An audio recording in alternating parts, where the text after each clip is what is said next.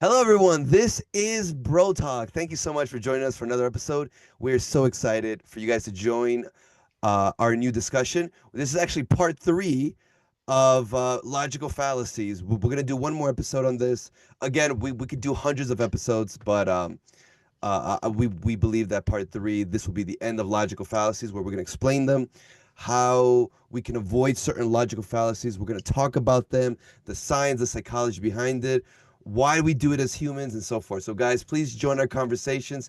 If you're interested in this, please, by the way, like the video, comment on the video, share the video with your friends, your family, your grandmother, everybody. We would really appreciate that. Guys, thank you so much for watching until now. Join our conversation. Come on, guys. What's another fallacy? I know you gave me like the few names, the Yes. weird names that you have for your Yes. fallacies. Um, Yes. let's start into one that maybe a lot of people don't know. Okay. So let me talk about the first one. And I think this one really applies. I think this one really applies to a lot of people, actually, Okay. because everyone, you, me, everyone, we all have bad habits, and we try to maybe actively try to get rid of the active habit.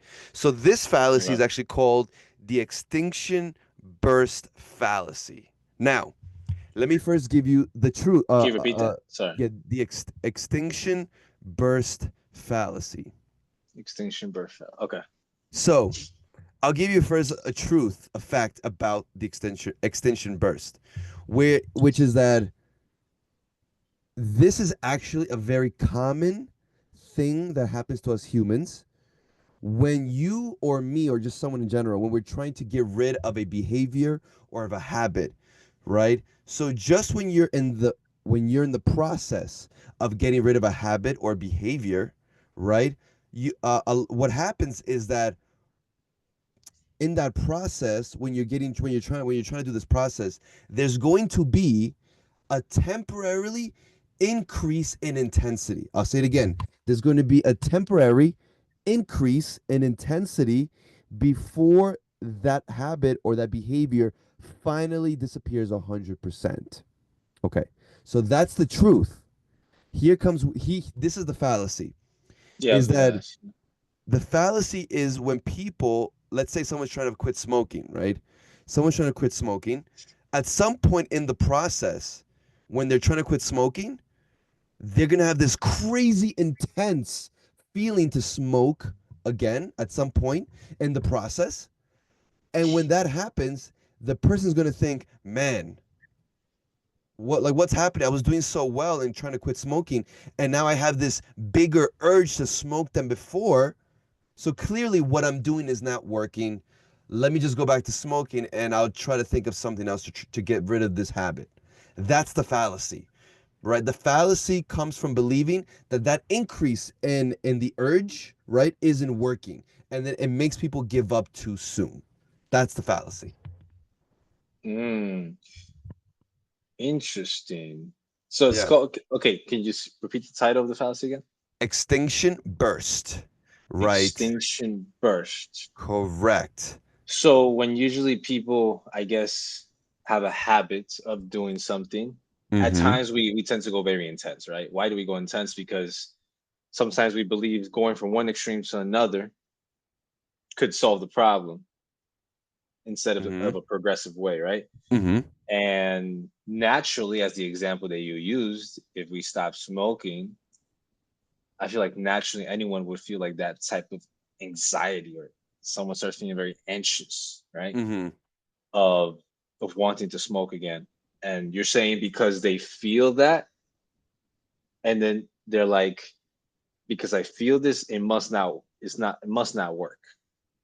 They Therefore, I'm they gonna fall back into it. Yes, but here's the difference. They're not again feeling the urge to smoke. They're feeling a bigger urge to smoke than they ever felt. Right. So they're like, "Oh, clearly what I'm doing is not working." Yet they're trying to quit cold turkey, let's say, or from one extreme to the other, right? Okay. It's very few people who can actually accomplish that, like extreme like that. Um, I think I told you this. There's very famous Jewish philosopher, the Rambam. Maimonides, who he actually says he in one of his books he gives this piece of advice that if you're trying to get rid of a bad personality trait, you need to go from one extreme to the other. But he says you do it on purpose, so then you kind of fall in the middle, right? But Mm. but you're still leaving the bad trait. You just have to initially start extreme, and then you'll kind of go back a little bit, but you won't go back all the way. But the reason this is called extinction burst, because let's look at the words. Extinction means when you say an animal is extinct, it Yeah, doesn't you're trying to get rid of something, not the correct. animal, but something extinct is gone. It's gone. It's completely gone, right? Like certain animal species are gone. Now, when it Yeah. says burst, is because what happens is that you're trying to make this habit or this bad trait go away, but your Yeah. brain is going to try one last attempt to give you this burst, right? To avoid extinction, to avoid the habit. I'm sorry, To to avoid the not habit lose from it, it. from Yeah. losing it. Correct. Why? Because a lot of times when you have a bad habit or you have a certain trait, let's say, right? Because what happened is that if you do something and you get rewarded by it, your brain and your body likes that.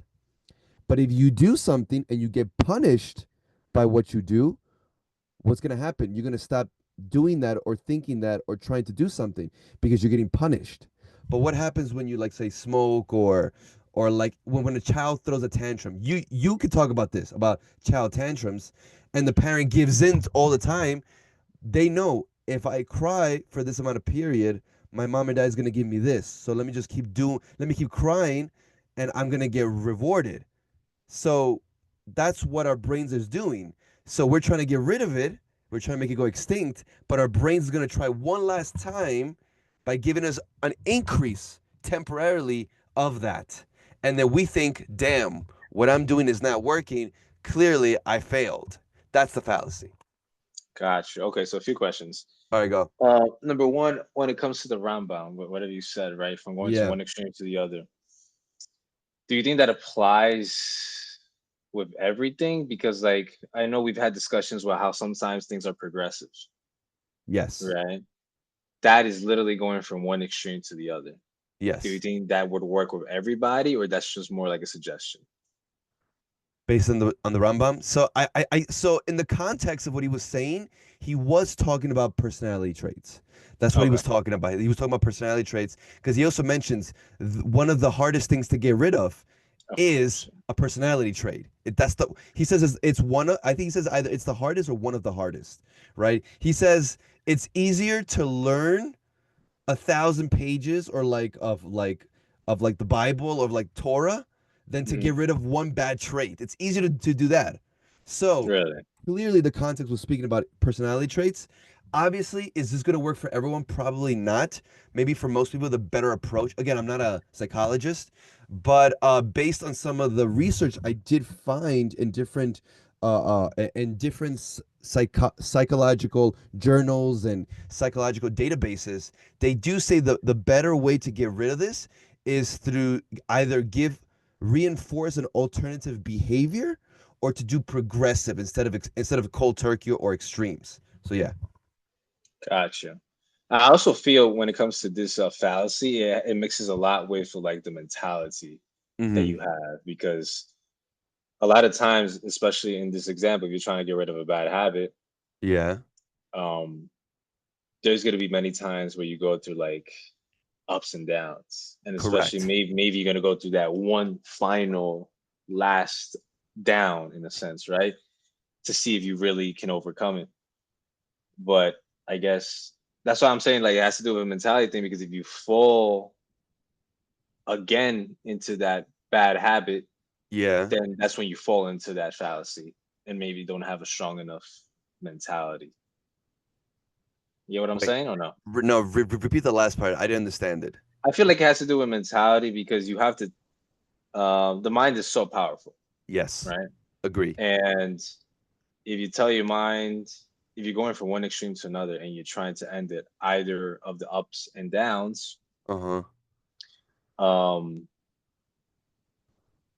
you're gonna have a moment where the last down where you have to be able to overcome it, but I feel like that's connected with the mentality that you have, that regardless of this down that I'm going to have, Yeah. I'm still going to be able to overcome it. Therefore, to avoid that fallacy, because if I end up giving in, I'm going to fall into that fallacy. Oh, okay. I understand. Yeah, yeah. So you're saying basically, depending on what your mindset is, if your mindset is strong enough or you have the right mindset, you're saying you're gonna overcome this anyway because you're like, even though I'm going through these ups and downs, eventually I'm gonna get over this. Correct? Right. So, uh, yeah, 100%. Well, clearly the science does show, based on everything I was reading, you can get rid of any bad behavior or habit. Again, it doesn't mean it's going to be easy, but you can do it. So if you have this information, so if you already have a good mindset, you're positive, right? You're very optimistic. You're like, even if I fall, that's fine because it just gives me an opportunity to come back up, which is a great mindset, by the way, to Great. have. Very great. But if on top of that, you know the science and you know my brain is going to do this no matter what, then you're already expecting the fall, or you can at least expect something and maybe figure out a way to overcome that. So yeah, 100%. Yes. Yeah. Gotcha. Okay, cool. It reminds me of an example that I had also to do with smoking. When you mentioned smoking, I was like, I had an example of smoking too. Uh-huh. And because it connects with the what's it called? Let me see. It connects with a fallacy that I have. I don't know if you're done. Which which fallacy is this one? No, I just wanted to make sure you were done speaking about your fallacy. Oh, about the extinction burst? Yeah, Um because I don't I want to I like mean, jump. It just reminded me of something. That's it. no, I mean, listen, we could definitely go to the yours. Don't worry about it. I mean, again, there's so much to talk about this fallacy, like about conditioning and stuff like that. But no, I definitely want to hear yours because I feel like my other ones are a lot bigger. So we could definitely go into more details. But I think just this portion that we mentioned can be so useful to people because a lot of people actually don't know this and they fall into that all the time. But yeah, what's the Very true. connection you're trying to make? I'm curious. The connection that I was gonna make has to do with it's called the slothful induction fallacy. Slothful induction. Okay. Before I started studying this, I had never heard about this fallacy before. But the Uh-huh. definition of this fallacy is: the fallacy occurs when someone refuses to accept a logical conclusion despite strong evidence, Yes. often dismissing patterns or trends that should lead to a reasonable generalization, right? How did I connect it with the example? Because I thought about an example that had to do with smoking as well. It talks about, like, let's think about it this way: a man Okay. who smoked 1, 2 packs a day for the past 40 years and develops lung cancer eventually says that, or because he went 40 years without Mm. developing lung cancer during Yeah. this time, insists that smoking had nothing to do with it, Uh-huh. despite having medical evidence that obviously smoking does cause lung cancer. Yeah. So it just reminded me of that, um, because one has to do with, obviously it's the same example, but one has to do with more like a mentality mindset where, like, I have to be able to overcome this and understand that this is going to be for my good, and therefore I don't fall into the extinction burst fallacy where, hey, I'm just going to give in because it's obviously not working, versus this guy that has been smoking for 40 years eventually develops lung cancer, but because he didn't develop it anytime sooner and it just happened to come 40 years later, insists that it didn't happen because of him smoking. Uh-huh. And despite there being medical evidence behind it, which is why this falls into the slothful induction fallacy, because it's someone refusing something that's true regardless of having strong evidence behind Hmm. Okay. Wow. There's a lot to be said it. on everything you just mentioned. Okay. So, so the first thing that came to my mind, this is just a little quick thing. Um, I first of all, I think it's very important for people to understand, which I don't think people understand this, especially when it comes to pain medicine, right? I'm a DPT, obviously, doctor of physical therapy.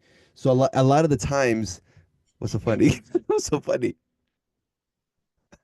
What's so I'm funny? a DPT, by the way, doctor in physical therapy. Yeah, because I'm trying to show, because I want people to understand why I'm about to say the following. So when Something people, so wise, tell us. so when people get pain, Yeah. right? And I'm talking about like muscle pain, right? Let's say Actually, foot like, I pain. think I know where you're heading. So that, yeah, I Yeah, think you should mention it for I sure. think Yeah. yeah, because I think I've told you this Yeah. with your pains, right? A lot of times people will come to me, right, where it's like people will come to me like, oh, I have low back pain, right? I have shoulder pain, foot pain, and it's like I don't get it. It's like I didn't do anything yesterday, nothing weird, and the pain just started yesterday. It doesn't make any. I didn't do anything different yesterday, right? So it reminded me of the example you just gave. The guy smoked for 40 years, and now in year 41, he just got lung cancer, and he's like, clearly it wasn't the smoking, because I would have gotten I would have gotten a lot earlier. But the doctor's like, no, you got it because of the smoking. There's evidence, but people don't want to accept the evidence. Which, by the way, I want to say something about evidence and no evidence, and but afterward, I just want to say this: Okay. people don't understand is a lot of the times when it comes to medical things, and I'm just gonna say a generality, but specifically with pain, a lot of the times our bodies are so good at compensating. I don't, right? It's like for example, some people like when they work out and they work out the shoulders, front delts a lot, right? Like, right, correct, right? So someone that works out a lot, especially like let's say the arms and the shoulders, right? Okay. Eventually, their shoulders become tighter, right? Unless they're also stretching too, right? Unless they're stretching, yes, yes. So what happens? The Which majority shoulder, of people don't. But they yeah, don't, correct? Because people just want to look good with the big muscles, right? I fall in that I'm one of them. category. Me too. I'm working out a lot, and I don't really stretch as much, but I should stretch more. But so people work out the arms like crazy. Hmm. They get stiffer and stiffer and stronger, but they're not stretching. Now, what happens if you tell a bodybuilder, "Can you lift your shoulder up?" They're not going to be able to lift the shoulder all the way up. They might go up to 120 degrees, but then you know what happens? If you look carefully, look at their back. Their back will start to arch, their back will start to move, and then the shoulder continues to move. But in reality, the shoulder actually didn't move more. The back moved more, so you could then move, quote unquote, your shoulder more. Now, why am I saying this craziness? Is because the body is so good at compensating that you won't feel the pain immediately. It might take a while until eventually the body, as I usually say, the last straw on the camel's back, maybe the smallest movement that for you is not weird is what triggers the pain then. And then the person's like, but I never had the pain before and I didn't do anything different yesterday. So what happened? Is because that's how pain works. So the same thing was with this example. Evidence works, but it doesn't always work the way that you think, right? So I wanted to mention that. And anything you want to mention before I mention more stuff? Um, I thought of it was pretty interesting. Like the last line you said, evidence doesn't always work the way you think. So only Correct. because you thought about it a certain way, or maybe you were taught a certain way, doesn't mean it's the correct way. Therefore, you maybe not changing certain habits or ways you run your life doesn't mean it did not affect something previously. It Mhm. could have, but maybe you didn't know because maybe you've been living so long doing something a certain way that it doesn't feel painful at the moment. It's like lifting a box, right? Yeah. But instead of squatting, you keep bending your back. You keep You bending your okay? back like the wrong way. At first, you're not gonna feel it, right? Correct. At first, you're not gonna feel it. You're gonna feel like you'll be able to do it. You might even go years without feeling it because maybe you're a strong dude or whatever. But as time passes, the more you do it, the more wrong way you do it in a sense. Eventually, you will get to that point and start feeling that back pain, and then you'll be like, "I've done this my whole life." Well, guess what? You've done it wrong your whole life.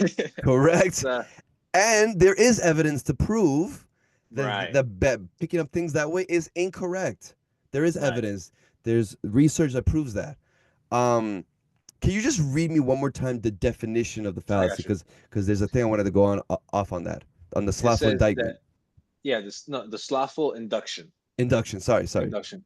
It occurs when someone refuses to accept a logical conclusion despite strong evidence, often dismissing patterns or trends that should lead to a reasonable generalization. Okay. So what I was gonna say on that first part is that, listen, sometimes a lot of times people are not gonna accept the new evidence. And again, I'm not saying for everything, but for certain occasions, people, and this is something that I've had to really internalize, and especially with certain people that I speak to, or certain people in our family that we know, that basically, I won't mention their names, but you could show them all the evidence in the world, right? What the doctors say, archaeology, this. I'm just mentioning different academic studies, right? You can show them all the evidence, but they're not going to take it. Why? Because a lot of the times, people build false beliefs or believe certain things because they were raised believing a certain thing, or they were taught something wrong, as you mentioned, right? Right. But right, and because it is ingrained in them so much, it is part of their identity, on how they feel, on how they think, on how they view the world, on how they interact. So it's like, if you bring all this new evidence, it's like you completely shatter them. And it's like all the building blocks fall down. It's like, oh, and then the person, and listen, I don't blame them. And then a lot of the people have to like rethink, okay, how am I going to reshape my life? How am I going to reshape my identity in the way I think? How do I put these building blocks back together? Right? And they don't know how to. So that is probably one of the biggest reasons where like people fall into this all the time. And the political realm, and religion, and philosophy, just in so many things, because it's like, okay, you're showing me this, but then what do I do next? I don't know how to then come back from that. You know what I mean? I understand what you're saying. Someone believing something for so long, you happen to change their mind or show type of evidence of proof that goes Correct. against it. It's very hard for, in either political, theological reasoning, for them to change, because this is what I've thought my whole life. Correct. Now, to challenge you, I feel like that could get a little bit, it could get a little tricky, right? How Because so? because there could be evidence for both sides. And Hmm. obviously, is there one truth? Just like the sky is fucking blue? Yes, there is Uh-huh. one truth. But I feel like it could get tricky when there's evidence for both sides. Like, if we're going to talk about theology, there's Hmm. evidence. This person has this type of evidence, that person has this type of evidence. How do we get to the point to be able to disprove that the other side is wrong, Hmm. right? Or even in like political things, how can you prove that the other side is wrong? That's where it gets a little tricky, because I believe that there's evidence for both sides. That's why different religions and stuff like that have like their their evidence, and then they have their evidence. So like Hmm. that's where it could be. And I don't want to fall into this because we talked about a slippery slope last time, but I Yes. feel like you could fall into a slippery slope. Hmm. Okay. No, no. So yes and yes and no and no. That's my answer. Wow, you have Very, confused me, very sir. wise. Wait, what? You have confused me. So you're definitely right. Like the political realm and the theological realm, or whatever type of debate we're looking at, you're right. Either side can bring up evidence, right? But now, just because a side says I'm bringing up evidence and they show you the evidence, does then we have to examine, first of all, is that evidence even truth or not? Because there's a lot Of of course. claims of evidence, but that evidence is not truth, or is based off a false belief, or based off a misunderstanding. Also, then but then let's say the evidence is true then, or it has some merit. Then we have to look, how strong is the evidence? How strong is the theory? How strong is the hypothesis? Does the theory or the evidence, does it solve more questions than give more questions? Right? So we have to look at all this. And we have to look at what evidence has more priority. What does history have to say about it? What can we show from history or not, or from sociology or psychology? Is this a softer science, a harder science? So again, there's so much more to this. Right? There's What are the so stats? much. There's so much, but but how do I say this? I feel again, and I don't have a number on this. Subjective. This is definitely based off of an objective truth, but I don't have a Uh-huh. specific number. So it's a quasi subjective, quasi objective. Is that if the person was raised or has this belief and there's family or a more emotional tie to it, it's going to be harder for them to actually leave to fall into this uh slothful what is it Induction. called?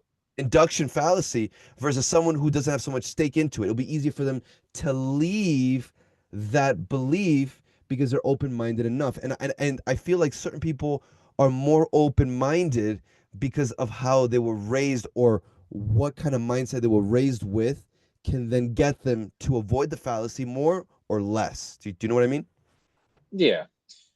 I think I think everyone can have their evidence. Uh-huh. Some topics it gets much more difficult than others. Hmm. But I guess at the end of the day, there's one truth, and we're all gonna believe. I guess that's when it gets so tricky. I guess we're gonna believe our truth when it comes to certain things, Uh-huh. and I guess one day we'll find out who's right, huh? Or Or or maybe there's truth in many things. But so two things could be right. of course, of course, two different things that are on opposing sides, both of them can have truth, and both of them can have the same truth, right? Uh, both of them can have the same truth, but maybe they just disagree on something else later. So, for example, I can give you a very simple example. Judaism, Christianity, and Islam, they all believe in Moses, the prophet Moses. There's also the belief that God spoke to Moses and gave the commandments to the Jewish people, right? All three religions say that, all three of them. Now, obviously, an atheist or maybe a Hindu or Buddhist is not going to believe that, but whatever. I'm not trying to preach to them or anything, but I'm just saying. So if we're looking at those three, right, they believe that. So if we're just looking at those three at the theological world, that's it. Then that is truth because everyone believes that. Now, maybe later on the claim changes. Christianity says, well, that's the old Jesus comes, dies for everyone, and now he fulfilled the law, so now we have to follow that. So there's a division now. Or Islam is like, well, the Jews twisted their words. So, yes, that is the truth, but they twisted it. And Muhammad is the last prophet that receives messages from God. So you see, there's the divisions, but there's truth in all three because they're all saying the same thing. Do you know what I mean? Hmm. That's right. Maybe at a in a root of things, it starts truthful or both agree, but and then it starts to divide. And yeah, then there's a division, right? Yeah. There's a division. But I think the best way to avoid this fallacy is you have to be very open to listening to the other side and listen to their points. Now, listen, you might have all the answers to their points and they're wrong. But I think if you at least know logically, or at least close to logically, the opposing counsel or their viewpoints, you just knowing them, you know what everyone is saying, right? So then little by little, that makes you get accustomed to listening to the opposite viewpoint, to other opinions that are not yours, Right. and you kind of have to get used to that. So yeah.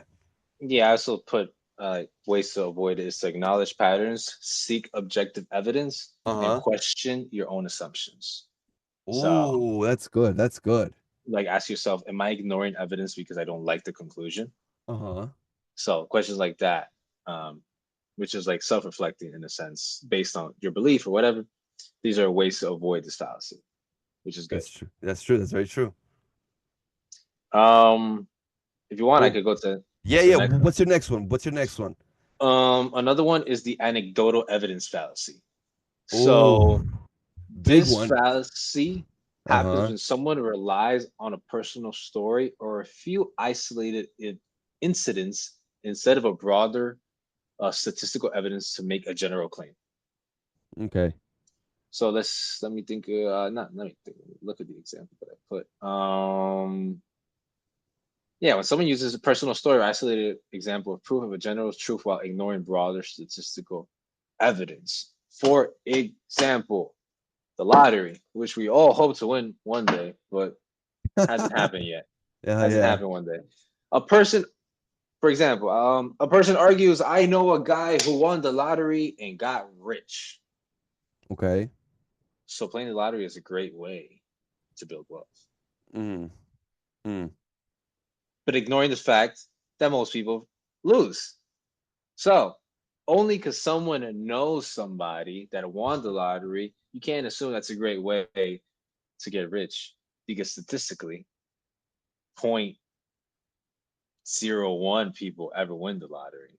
Okay. So it's just an example that of how we fall into this fallacy. Another example could be, these are very stupid examples, but if someone No, give me another one, and then I have a question for you. Go. okay, if someone got into an accident, someone got into an accident and wasn't wearing a seatbelt but survived, saying that seatbelts aren't necessary. Mm-hmm. It's not true, because statistically, understanding the safety of seatbelts, they can actually save lives. Only because one person was able to survive without it, that doesn't mean that overall it applies to everyone else. Correct. Okay. No, definitely. It's basically subjective experience cannot beat objectivity statistical proven things. Okay. Voila. Wow. Okay, that's Thank it. you. Okay. So I guess my two questions for you are, can you maybe give an example of a conversation that you were in? Yes, you can.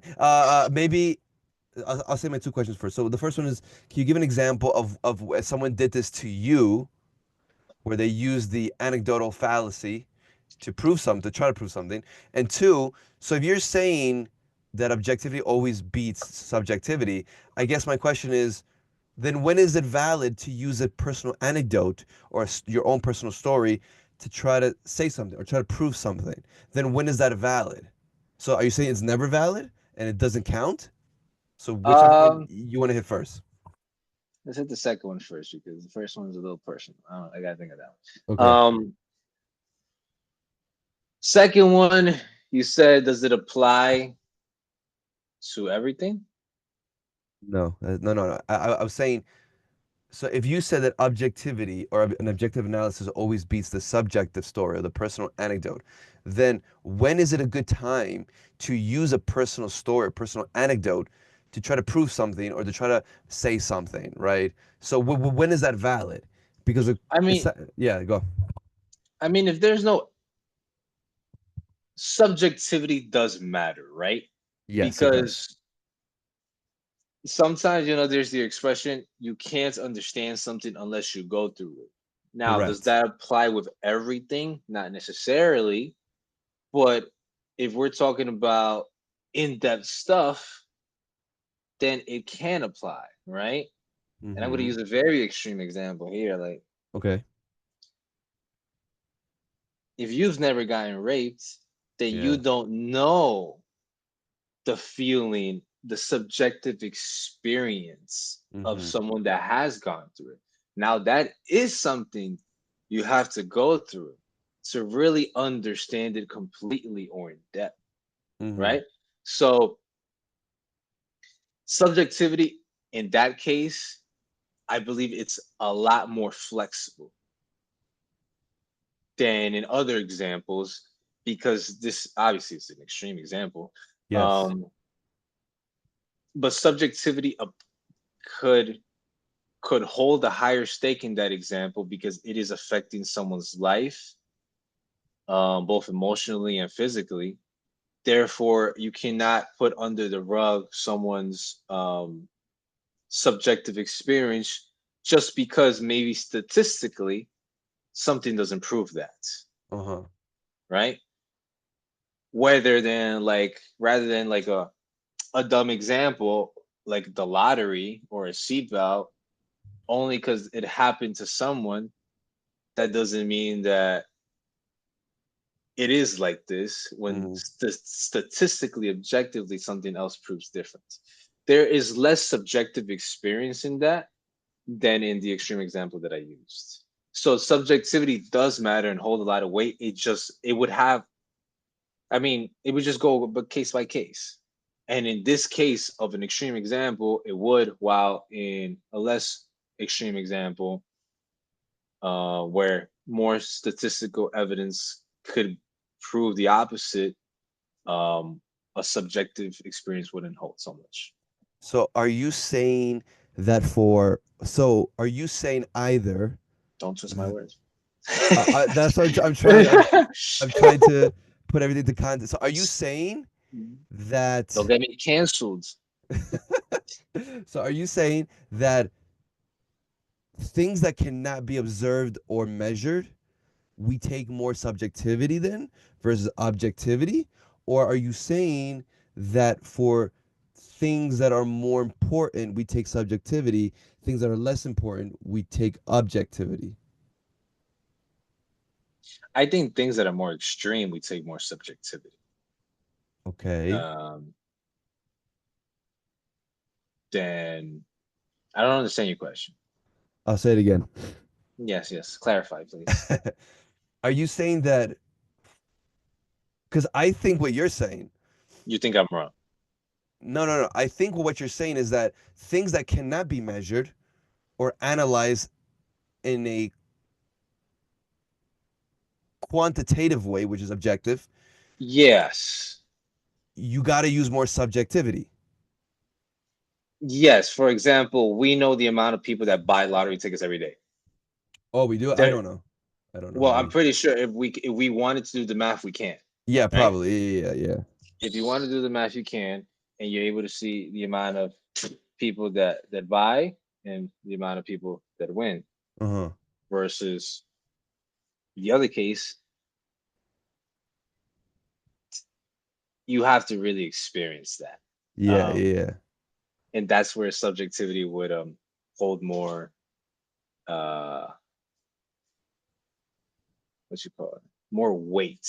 Yeah. Because that's like an experience. That's something that you went through that not necessarily you could count. Or like you said the word quantitative. Quantitative, yeah. Quantitative way. Which is objective. Right. One is just an experience of winning or losing. In like quote unquote a game. Yeah. While the other one is actual personal experience. Okay. Yeah. I definitely think either way it is a personal experience with the other one, but it just doesn't hold the same weight.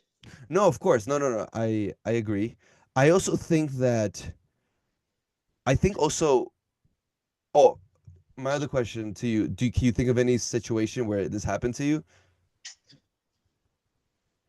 I can think of one. That happens to me? Okay, tell me. Oh, no, of my own life. Tell me. So for example, I've spoken to, let's say, there has been different groups of like evangelicals or Pentecostals that have tried to speak to me and convert me to Christianity, from Judaism to Christianity, right? And for example, one of the big arguments they'll actually use with me, or like one of the big proofs, is actually a subjective proof, which is they'll tell me that I was a drug addict or I was an alcoholic, and then when I got to Jesus and I saw Jesus as God, right, or as the Messiah, right, whatever the claim is, he changed my life. Jesus changed my life, and my life got completely turned around. And now look at me. I'm not an alcoholic. I'm not a drug addict. I've changed my life. I got a good job. I'm clean. I'm sober. All that stuff. Clearly, following Jesus works. He improves your life. Okay. So, before I say anything, what do you see? Now, again, I'm not here to say that their subjective experience is wrong. I'm not saying that. Right? What's you laughing? They're wrong. I'm just kidding. No, because clearly their actions have changed. they've changed their life around, which is beautiful. Thank God, right?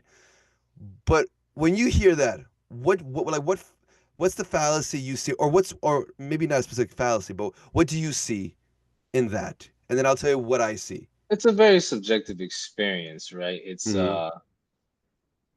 Something happened and I felt like my life got better. There's no proof behind that. That is just an emotional feeling. That's the way you felt. Now listen, if that happens to you, great. That's something I cannot prove or disprove. That is just a way you felt. And listen, I'm glad things worked out for you, but that's not like concrete evidence. That's the way I'm looking at it. Now, what if they told you, no, but there is evidence that I changed? People that know me, and if you look at my hospital records, I was always in the hospital. I was a drug addict, and I was having these crazy things with meth and coke. But now look at me. I've been sober for 10 years. I've been going to AAA, or I'm sorry, that's for alcohol or whatever, the drug meetings, and I've been sober for 10 years, and everyone knows it. And I'm clean, and I have a job now. Clearly, there's evidence that I've changed. So there is evidence that I did change. What would you say then? I'm getting. There's no right or wrong answer. I'm just curious. We could think of a person that doesn't have the same beliefs and the same thing happened to them. So it's like, boom.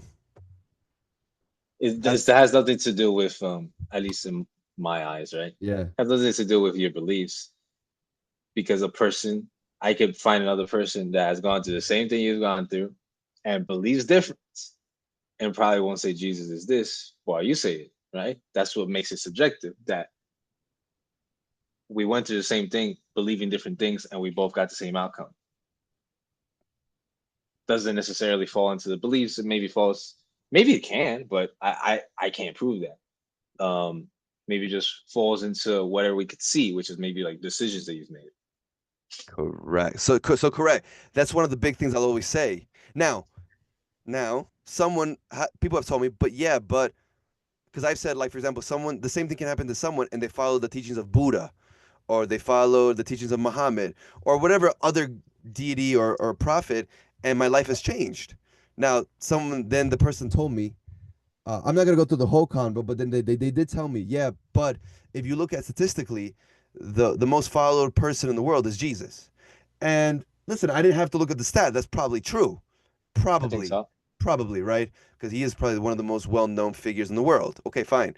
But it still doesn't disprove what you said, Aaron, or what I was thinking. It doesn't disprove it, right? And again, that's a subjective experience, but your subjective experience cannot prove to me anything. It just tells me what you went through and what then happened with your actions, and that's it. That's it. That's all it really shows me. There is no objective or textual or any other type of evidence that proves otherwise. Again, I'm just showing you a little portion of the convo that I went through, or many times I've gone through this conversation. I'm very happy that for a lot of these people, God has helped them change, but I cannot accept that to then change to Christianity, right? But because that's one of the biggest arguments there is. So why are you laughing? I don't know. This is your life, right? This is something you've lived through. This is something that you've I talk about through. it all the time with people, all the time. That you talk, and I agree. A subjective experience does not like outdo or go above an objective thing, right? Especially if there's a lot of evidence that goes behind it. So clearly, yeah. And actually, speaking about this fallacy, made me think of my second one. Okay, tell me. Which is, I think, in my personal opinion, this is my opinion, this is probably one of the most fascinating fallacies there is. In my opinion, it's called the self-fulfilling prophecy. Have you heard of it? I think I have, yes, but yeah. For me, please. I think, and listen, everyone does this. I do this to myself a lot of the times. Is this like a manifesting thing? Kind of, but it's more complex though. But you're close, yes. But it's more complicated. So the official definition is a self-fulfilling prophecy occurs to someone when there's a belief or expectation, and that belief or expectation influences your behavior in a way that makes the belief come true. This can happen on an individual level or on a societal level, like a stereotype. Okay? Okay. Repeat that. So that's the official definition. Again, a self-fulfilling prophecy happens when there's a belief or there's an expectation, and that belief changes the way that you behave. And when it changes the way you behave, it then makes the initial belief become true. And this can happen on an individual or a societal level. Now, this term, self-fulfilling prophecy, was actually invented in the 40s by a sociologist. His name was Robert K. Merton, and he's the one that came up with this concept of self-fulfilling prophecy. And his paper, The Self-Fulfilling Prophecy, where he basically, the way he described it, is it's a false definition of the situation evoking a new behavior which makes the original false conception come true. So basically, and again, you can use this for good or bad, okay? So initially, a lot of the times, the initial belief is false. It changes the way that you think and behave, and then the initial belief becomes true. You look back and you're like, look, I was right all along. I prophesied something, so I was correct all along. Do you know what, are you understanding so far? A bit. I don't know if you could I could, elaborate, yes. please. So for example, I'm going to give you a couple different examples, okay? Okay, so for example, let me give you the bank robbery example. I think that is a phenomenal example that, what's his name came up with Merton. Robert K. Merton came up with this example to kind of explain it. So he calls it the banking crisis example. Now, this example I'm going to mention, we've spoken about it in our financial episodes. So you'll definitely get it. So, for example, the first thing is a belief. So let's say the first thing is a false belief, a false thought. Okay. What is the false thought? A rumor spreads that Bank A is failing, that the Bank of Aaron is failing. So again, the false belief, there's a rumor that's going around New York, and it says that Aaron's bank is failing, even though in reality that's not true. But that rumor spreads in Brooklyn. Let's say Aaron's bank is failing, is going to shit. Now, what happens then? People hear this. Based on this false belief, people are going to start, their behavior is going to change based on what they heard.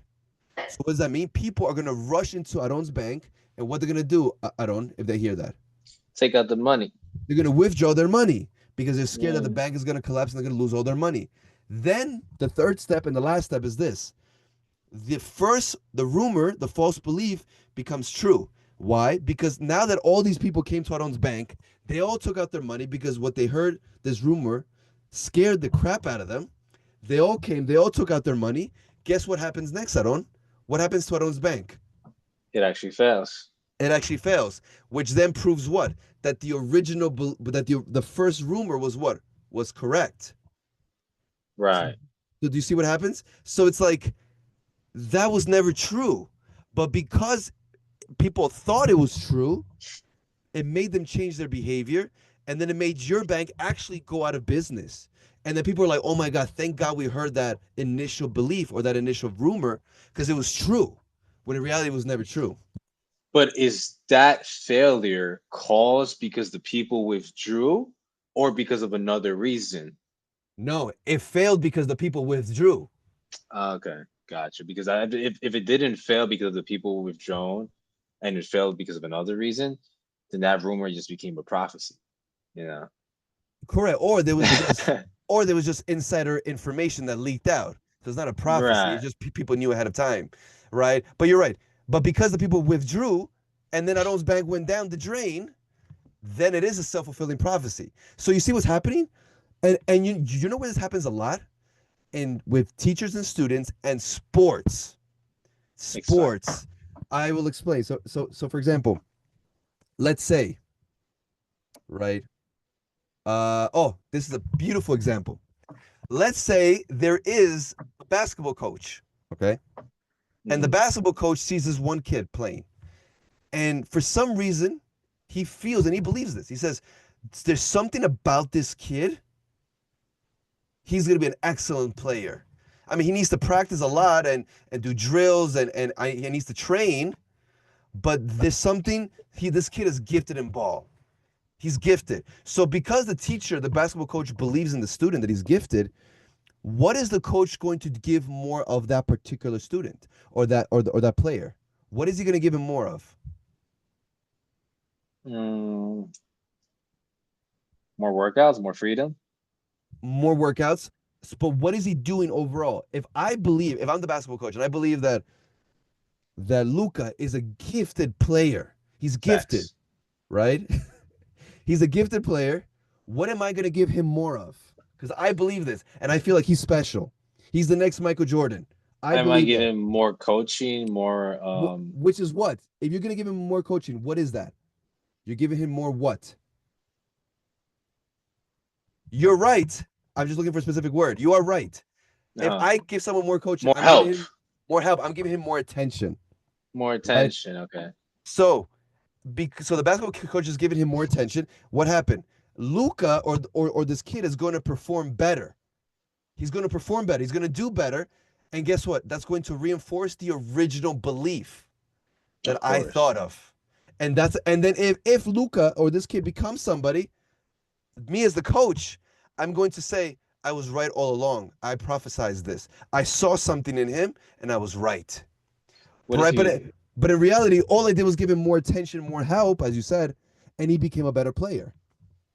So the only way to prophesize that something became true is say it, but not be a part of it. So you're saying how to prophesy something without being self-fulfilling? Like that? Yeah, I mean, like imagine I said, yeah, he's gonna be special, but I never gave him more attention. I never gave coached him more. He just happened to become special, just because of what I saw. I think if the coach really wanted to prophesize like a prophet back in biblical periods, the way it would have to be like this. He sees a kid from far. He's like, that kid right there, he is going to make it to the NBA Lakers in 2035 and May 5th. He's going to be elected. That's an extreme prophecy. I'm just saying, like, someone's like, yeah, I know he was always going to be special. And like, let's say they actually said it years ago and the actual kid became special, but I never gave him attention or like more coaching or more help. Or I was never part of it. I was never part of it. Then yeah, then it could probably be more of a quote unquote prophecy. Or maybe the kid was just damn good and everyone noticed, but I just said it to myself, but I never helped him. So then yeah, quote unquote, did you prophesize more without being self-fulfilling? Then yes. Kind of. Yeah, correct. So it's like fall into this a lot, yeah. It's like a force to manifest in a sense. Where like I believe something and therefore I give it more attention. And by me giving it more attention, it fulfills itself. Basically, it's like you trying to help somebody and be like, you're special. I see something special. But I'm helping them, I'm giving them this, I'm giving them that, which is obviously doing something good for them. And then at the end of the day, they do become special. So it's like you said it, but you also like manifested it, you put it into effect for the outcome to be as what you said because you don't want to be wrong. I think so. Are you saying like because I think we're saying the same thing. You helped them. You said, I see something special. And you might be right. Maybe there is something special. But you're saying, I see something special. You give them more attention. You help them financially. You support them. And by you doing all that, they actually become someone. Yeah, it is a self-fulfilling prophecy. But you were right because you helped them more. You supported them more. And of course, they also have to do their part, of course. But because you gave them so much attention and you helped them, right, the chances of someone becoming better or improving in something is going to be a lot bigger if someone has no help. Do you see what I mean? Yeah. So it's all psychological. I feel like we all do this though. Yeah, that's what I'm saying. We all do it. Even with our own children and shit like that. Correct. We all do it. We all do it. Now, I'll give you another example. But now this is more of I said, because this can happen on an individual level, right? And you could do this to yourself to help you do good things, right? I feel like I did this with working out because for the many years I was lazy. I didn't want to work out, but I did this with working out. But that could be a later convo, right? So, for example, the stereotypical, because this also applies to stereotypes. Okay. For example, have you ever heard of the stereotype that women are not as good at math and science as men? Happens to be true. I'm just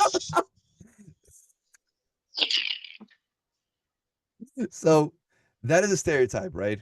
Is So there objective evidence against this? of I what? don't think so. I'm just, So actually, there's interesting research on this. That is objective. I'm So joking to all my lady fans. yes, he is. He wants to meet you girls. He wants to take you girls out on a date at a very expensive steak dinner. On a misogynist date. There we go. I'm joking. So, for example, girls a lot of times are discouraged from going to math and science careers from a young age, and a lot of times, That's proven though. yeah, no, correct. So watch That this. they don't take those careers. Because they're discouraged in school or parents or whatever, right?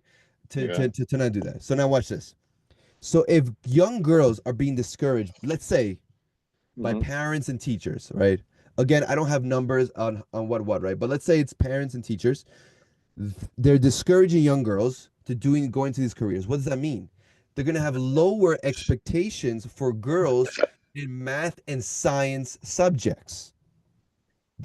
If the teacher and the parent have lower expectations when it comes to math and science, what's going to happen?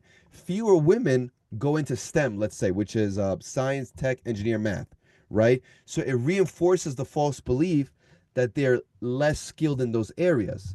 And in 1999, there was a study by Spencer, Steele, and Quinn. They found that women performed the worst on math tests when reminded of this stereotype, but they performed equally as well as men when the stereotype was never mentioned. Right? So, right there. So, if the stereotype is this, the false belief is women usually are not good at math and science, right? If that's the false belief, what happens? Then a lot of young girls are not going to believe, hey, I'm not going to be so good at math and science. My teachers are not supporting me. My parents don't really support me. And they're telling me to do other careers, like become a teacher, a secretary, become a nurse. Whoa, that's science, right? Right. Go into the arts, right, and so forth, or be a stay-at-home mom, right? Then guess what? The false beliefs, the stereotype starts. Then their way of thinking is going to influence the way that they behave towards these subjects, and then what's going to happen later on? Less women go into these subjects, which then, if we look back, it proves the stereotype. Oh, because there aren't so women going into STEM, clearly women are not as good as in science or math than men. But clearly that's a false belief. It's just that they're discouraged. So because their way of thinking has changed, their behaviors change, which then makes the result make the original stereotype true. Does that make sense? Yes, but is there objective evidence that they are discouraged? That they're discouraged. Well, this study showed. I'm not saying, listen, just yeah. to clear the air, I think both sexes could be extremely smart, Of course, yeah, of course. So, it's just I just want to know if there's just challenging you a little bit. Can there be? Is there objective evidence behind the discouragement? There probably. I bet you if I go, I probably could find, but that's also based on subjectivity as well. How's that based on subjectivity? The experiences, like the evidence could be based on experiences. Multiple women have said that they were discouraged. That could be evidence. Well, yes, it could be an evidence if you make it into an objective study, though. Yeah, that's what I meant. A lot of the times, but I want you to know this. A lot of the times, objective studies start with a subjective thing, right? Okay, and to be able to see if it's actually objective.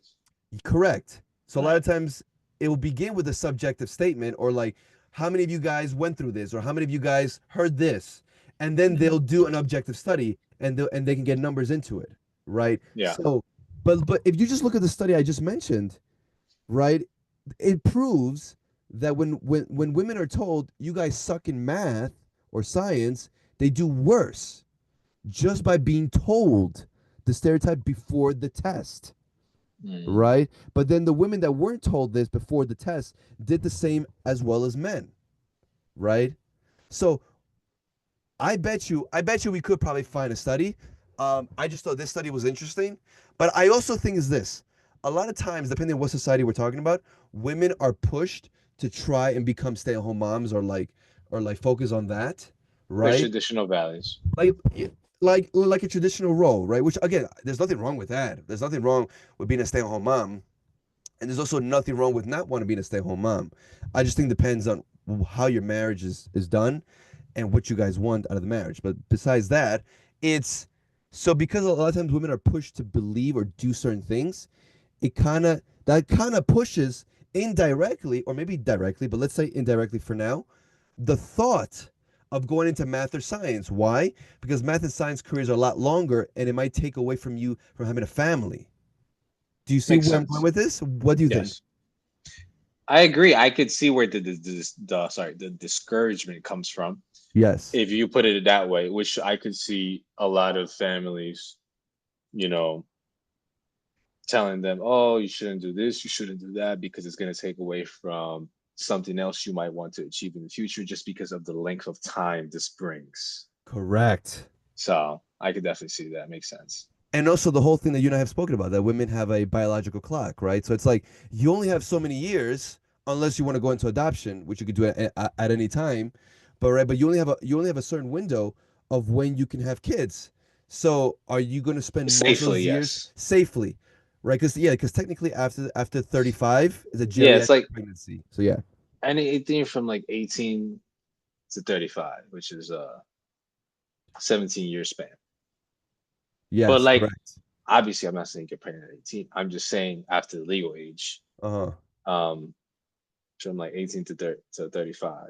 So it's like Yeah. it's a 17-year span, but majority of people don't even think about pregnancy during their early years. They probably think about it during the mid years. And then what have you studied during college? How long extra is it gonna take?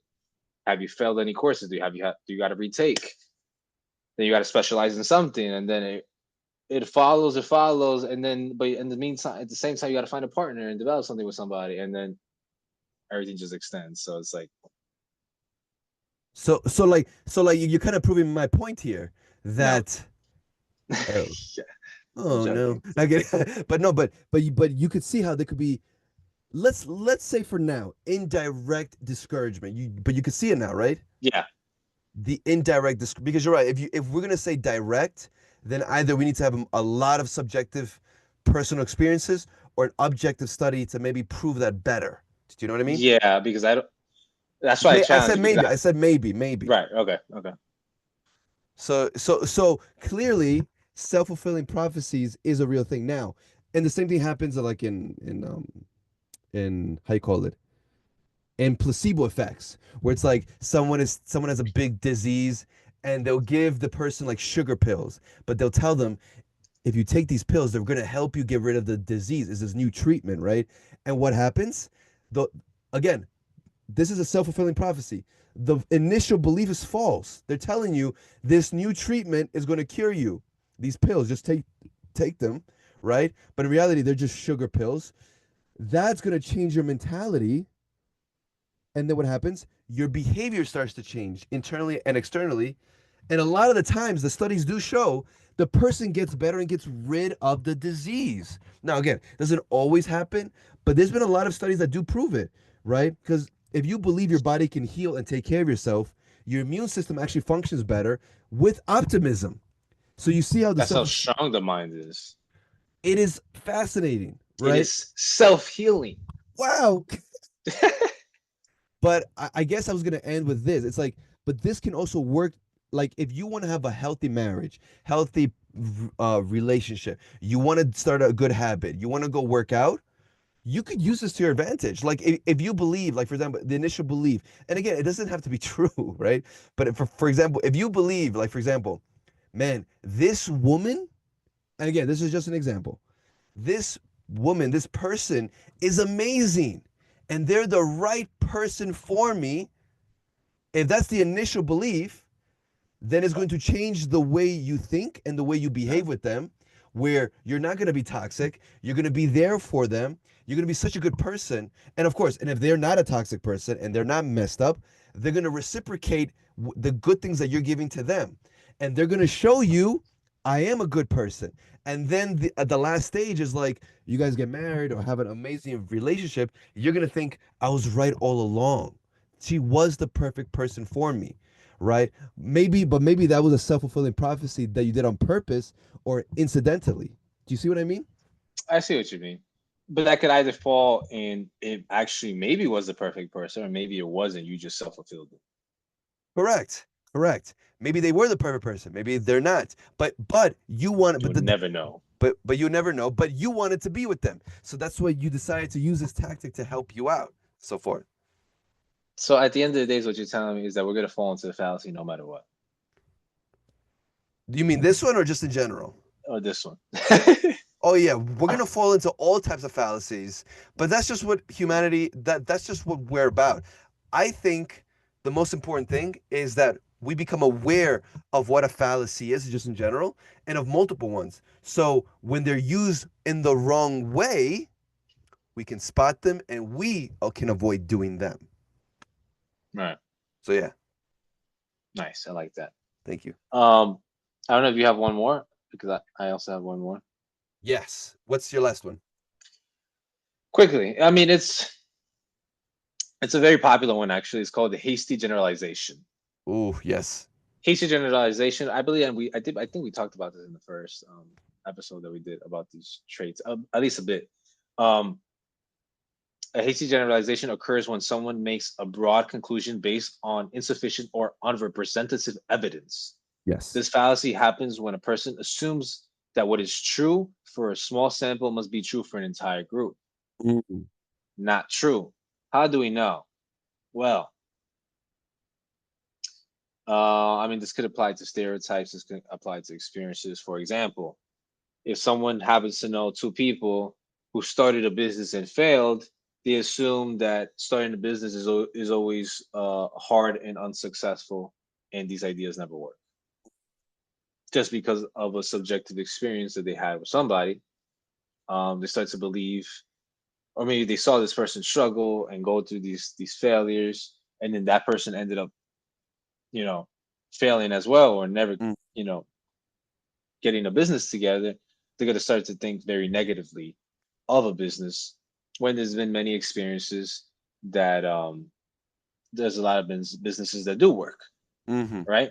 So that's what a hasty generalization is. When someone makes a broad conclusion based on insufficient evidence or unrepresentative evidence, meaning that there's not enough of it to know if that's true or not, or it's too subjective to really know if it falls into the truth or not, or the objective truth or not. It's a very simple one. It's a very straight to the point. You can apply this to race when it comes to, this race does this race does that, which I believe we did talk about in the first episode. Yeah. Stereotypes and stuff like that. Could there be some truth to it? Yes, but you have to make sure if there is some truth to that stereotype or that experience, that example, you have to make sure you have evidence behind it. Therefore, it's proven to its complete, and not just make a hasty generalization of something. It's the example you gave about the business one, that if you fail once, starting a business is, if you start a business, you're gonna be unsuccessful, right? Yeah, it's a very poor mindset, but yeah. I actually thought of two examples. First of all, 𝗘𝘅𝘁𝗶𝗰𝗁 says all the time that if you're in the business of starting businesses, if you're in that world, the stats are always going to be that you're going to fail more times than win, but when you win big. And I also thought of I forgot his name, but the owner, the CEO of Uber, right? I don't know if you know this, but Uber was his third company. Also, it was he was losing a lot of money at first, and then eventually started making a lot of money. So I think, but continue. Yeah, from what I heard, well, Uber, first of all, was his third company. His first two companies failed completely. They failed. Uber was the third one. And yes, for I think many years, I think more than 5 Yeah, years or 7 years, he never made money. He was just losing money. But his whole goal was, let me build the company, the brand, the brand, the brand. Eventually, I'll make money, right? So if we're gonna just generalize, oh, starting a business, there's no point, right? Then guess what? You might not, because having your own business is a great way to hit your life goals or to have build wealth. And there's actually statistical evidence to prove that starting your own business, your own side hustle, is could be one of the good. better Yeah, ways to build wealth. But if you yeah. have a hasty Hasty generalization, generalization. and I also feel like people just have those because of their own bad experiences, and that's it. So yeah. Of course, I've realized that a lot of these fallacies have to do with poor mindset. Mm. So then, how do you change the poor mindset then? You work on yourself.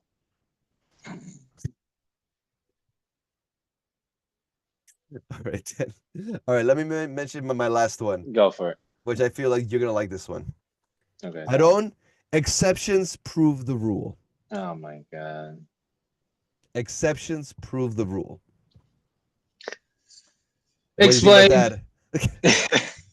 Well, obviously, we all know the exceptions don't make the rule, right? If Of if course. it's a rare event or one at a time thing, it doesn't mean it's always like that. So that's definitely true.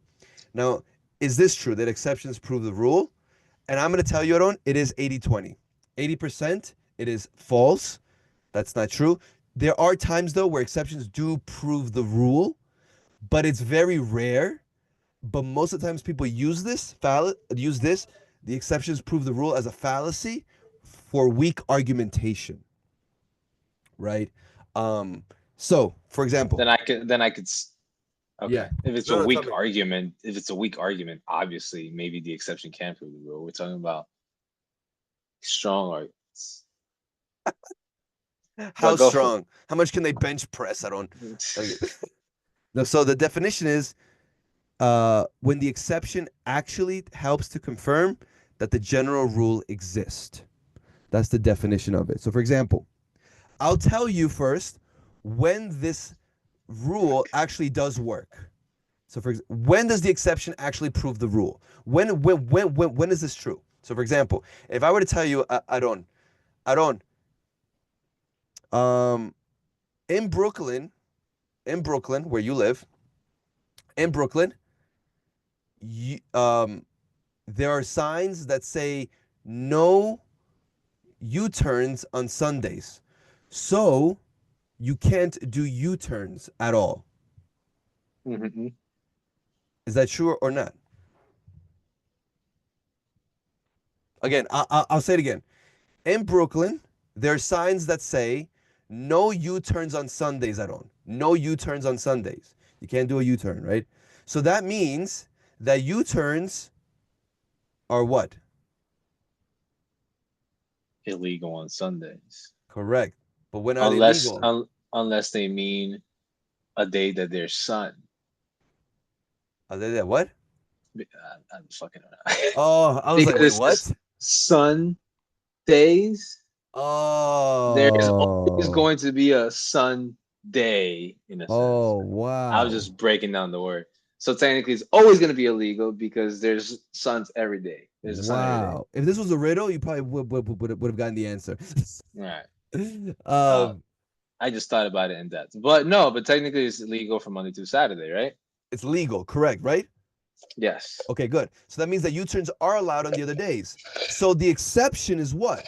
The exception is that there's no U-turns on Sundays. That is true. That's the exception.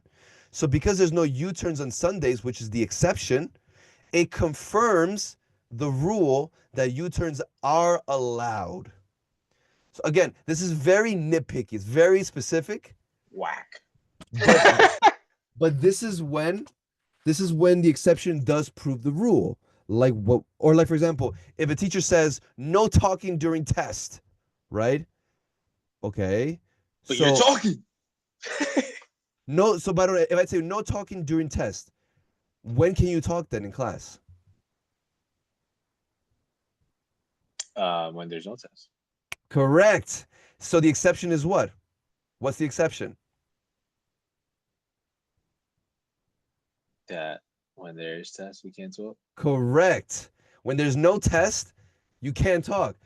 But what does that prove then? The exception proves that you can talk in class. It's just not when there's a test. So exceptions do prove the rule, but as you can tell, it's very specific, right? It's more Very like a 95-5. Oh, damn. Really? I would need a really strong argument to be like, okay, maybe 10. All right.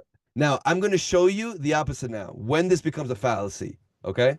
Oh, okay.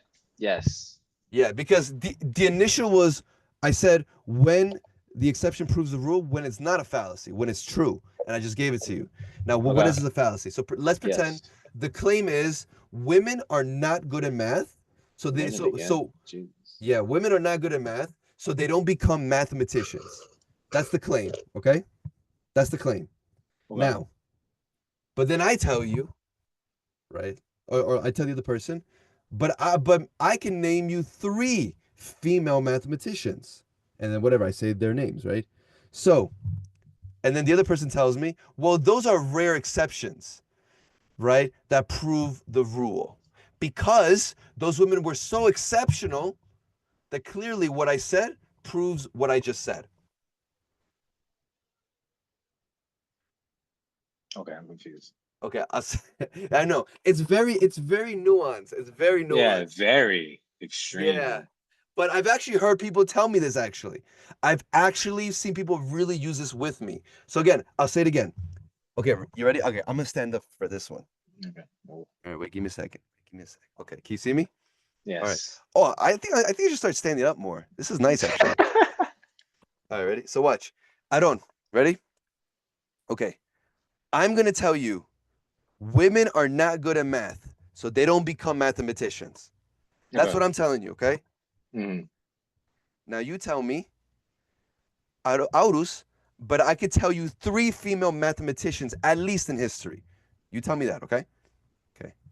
Then I tell you, yeah, but those women, they are rare exceptions. Those women are rare exceptions. So clearly, these exceptions prove what I said initially, that women are not good at math, so they don't become mathematicians.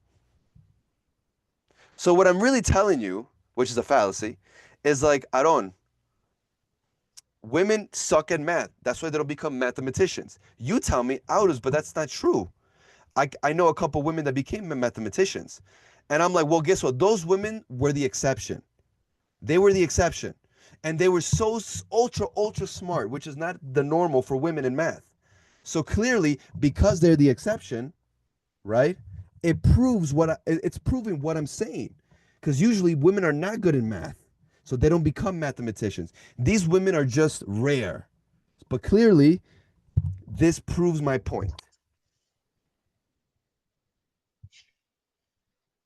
But is it correct though?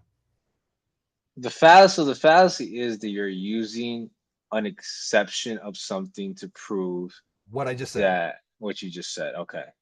Now, can that be correct?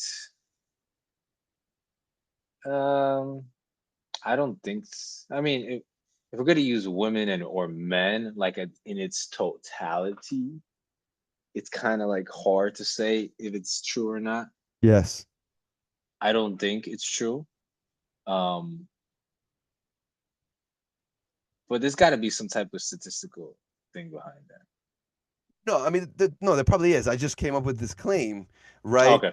But there's problems with it because first of all, if what my initial claim is true, then there wouldn't be any exceptions or very like minimal, right? Also, But what's minimal? That's true. I don't know. Yeah. Okay. I don't know. Though. Or the fact that women have succeeded in math contradicts what I'm saying. Because you gave me examples of at least 3 women that became mathematicians. So clearly it's contradicting what I'm saying.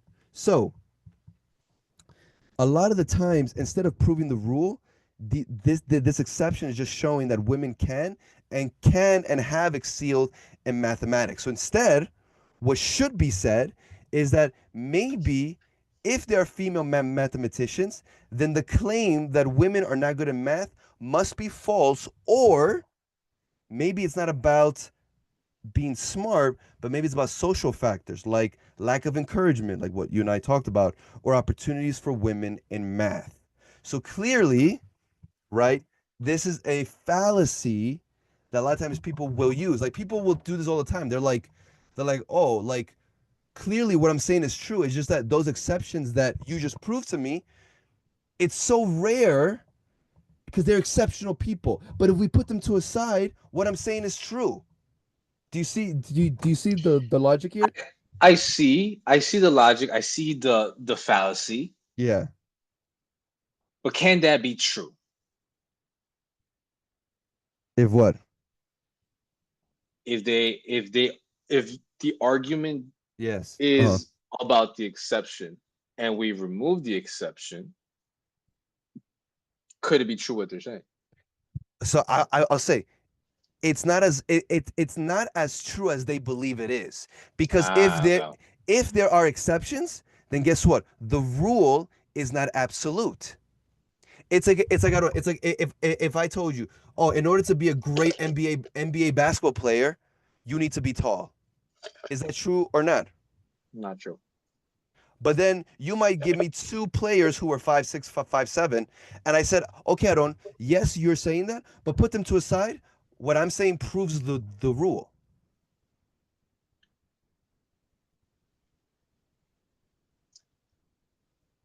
The thing is that basketball's a tall man's game, right? So it's like, Oh, okay, okay, which is true. So then, instead of you saying that, what you should say is, well, the chances are minute. higher are higher or better if you're a taller person. But the exception doesn't prove the rule here that you're only going to be a good basketball player if you're tall. Because first of all, if there's an exception, that means that whatever I'm saying is not absolute. I may be correct, but not as correct as I think. That's number one. Number two, if there's enough exceptions that exist, then the rule actually might not exist at all. Then my claim might be false. Do you know what I mean? I do. It's just making me think now. Like every time I use the expression, the exception doesn't prove the rule. No, but that's also true. Right. Two things can be right. So things Wait, could be right. I guess you just have to know how you're measuring it or what you're saying it, or what you're applying it to correct. see if it's true or not. Wait, I wrote an example here that I feel like it's gonna be a lot better for you. Like I feel you're gonna like a lot more. But keep talking. It's about the basketball one. So maybe you can understand it a little bit more. Wait. Okay. Right. Okay. Sorry. Ready. Here it goes. The claim is this. Okay. I actually did research on two basketball players, Muggsy Bogues. You know Okay, who? fix your camera. Oh, Muggsy Bogues. I know who that is. You know how tall he was? 5.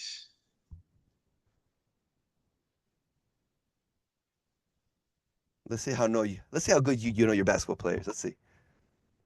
I had to do research, so. He's between 5'2" and 5'5". All right, pick a number. You're correct, but pick a number.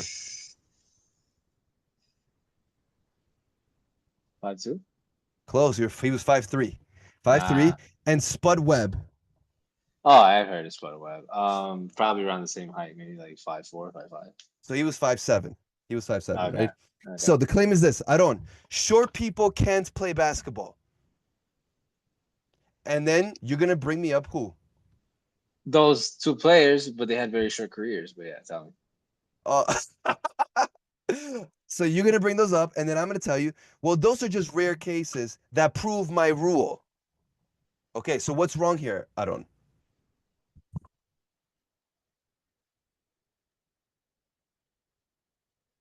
What's wrong is that what's wrong with me or what's wrong with you? What's wrong with me? You With what I'm said that saying. those two players don't prove the rule. No, right? those are rare cases that prove the rule. They're the exceptions that prove the rule that short people can't play basketball. Oh, then what you're saying is not true because there's been proof to show that that's not the case. Better phrasing it, like you said before, it's more of a minimal chance. Correct. Because now I'll tell you what's wrong. Because if short players have made it to the NBA, then you know what's not an absolute thing? Height is not an absolute requirement, right? Yes. And the real rule is what you said. Taller players have a better advantage, but it's not impossible for short players to succeed. So the exceptions don't prove the rule, they weaken it. So these two examples you gave me of Muggsy Bogues and Spud Webb, those exceptions weaken my claim. They make my claim weaker because clearly, as you said, there's evidence to prove that my claim is not completely right. I may be right, but not as right as I think I am. Okay, so it just all depends on on the context of the argument that you're arguing about. Correct. Yes. Gotcha. Correct. Yeah, boy. So you think I can make it into the NBA? Definitely 5'10"? Why? Let's not get there. So that's the end of that fallacy. But yeah, so any questions for me or like anything how you want to wrap it up?